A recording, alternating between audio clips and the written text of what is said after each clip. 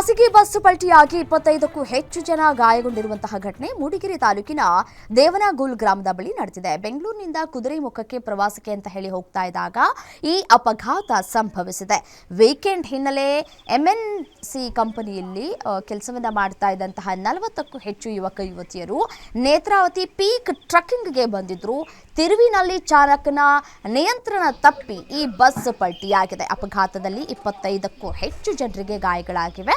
ಇಬ್ಬರ ಸ್ಥಿತಿ ಗಂಭೀರವಾಗಿದೆ. ಗಾಯಾಳುಗಳನ್ನು ಮೂಡಿಗೆರೆ ಹಾಗೂ ಚಿಕ್ಕಮಗಳೂರು ಆಸ್ಪತ್ರೆಗೆ ದಾಖಲು ಮಾಡಲಾಗಿದೆ.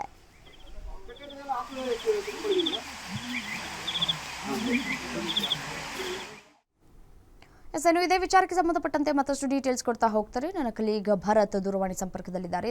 ಭರತ್, ಬಸ್ ಪಲ್ಟಿಯಾಗಿ ಈಗ 25ಕ್ಕೂ ಹೆಚ್ಚು ಜನ ಗಾಯಗೊಂಡಿದ್ದಾರೆ. ಸದ್ಯಕ್ಕೆ ಅವರ ಇಬ್ಬರ ಪರಿಸ್ಥಿತಿ ಗಂಭೀರ ಅಂತ ಹೇಳಲಾಗ್ತಾ ಇದೆ. ಸದ್ಯಕ್ಕೆ ಪರಿಸ್ಥಿತಿ ಯಾವ ರೀತಿಯಾಗಿ ಇದೆ, ಮತ್ತೆ ಈಗ ಬಸ್ ಎಲ್ಲಿಂದ ಎಲ್ಲಿಗೆ ಹೋಗ್ತಾ ಇತ್ತು, ಇವರೆಲ್ಲರೂ ಎಲ್ಲಿಯವರು, ಮಾಹಿತಿ ನೀಡ್ತಾ ಹೋಗೋದಾದ್ರೆ?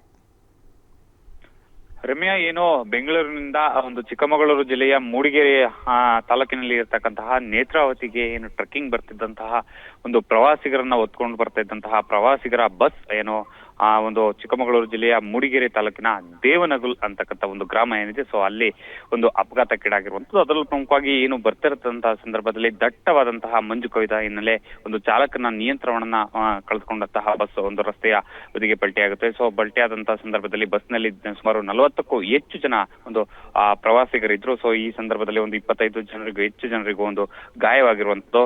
ಸೊ ಈ ಒಂದು ಘಟನೆಯಿಂದ ಈಗಾಗಲೇ ಗಾಯಗೊಂಡಿರುವಂತರನ್ನ ಒಂದು ಚಿಕ್ಕಮಗಳೂರು ಮತ್ತು ಸ್ಥಳೀಯ ಮೂಡಿಗೆರೆ ಆಸ್ಪತ್ರೆಗೆ ಈಗಾಗಲೇ ದಾಖಲು ಮಾಡಲಾಗಿದೆ.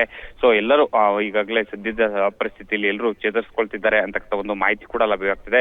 ಮತ್ತೆ ಇವರೆಲ್ಲರೂ ಕೂಡ ಒಂದು ಬೆಂಗಳೂರಿನ ಒಂದು ಎಂಎನ್ಸಿ ಕಂಪನಿಯಲ್ಲಿ ಒಂದು ಕೆಲಸವನ್ನ ಮಾಡ್ಕೊಂಡಿರ್ತಾರೆ. ಸೊ ನಿನ್ನೆ ಏನು ಸ್ನೇಹಿತರೊಂದಿಗೆ ಎಲ್ಲರೂ ಕೂಡಿ ಒಂದು ಪ್ರವಾಸಕ್ಕೆ ಬಂದಿರ್ತಾರೆ. ಏನು ಚಿಕ್ಕಮಗಳೂರಿನಲ್ಲಿ ಇರ್ತಕ್ಕಂತಹ ಕುದುರೆಮುಖ ವ್ಯಾಪ್ತಿಯಲ್ಲಿ ಇರ್ತಕ್ಕಂತಹ ನೇತ್ರಾವತಿ ಏನು ಒಂದು ಪೀಕ್ ಇದೆ, ಸೊ ಇಲ್ಲಿ ಒಂದು ಟ್ರೆಕ್ಕಿಂಗ್ ಮಾಡತಕ್ಕಂಥ ಉದ್ದೇಶದಿಂದ ಇವರೆಲ್ಲ ಬರ್ತಾ ಇರ್ತಾರೆ. ಸೊ ಆ ಬಂದಂತ ಸಂದರ್ಭದಲ್ಲಿ ಈ ರೀತಿಯಾಗಿ ಒಂದು ಘಟನೆ ಆಗಿರುವಂತದ್ದು.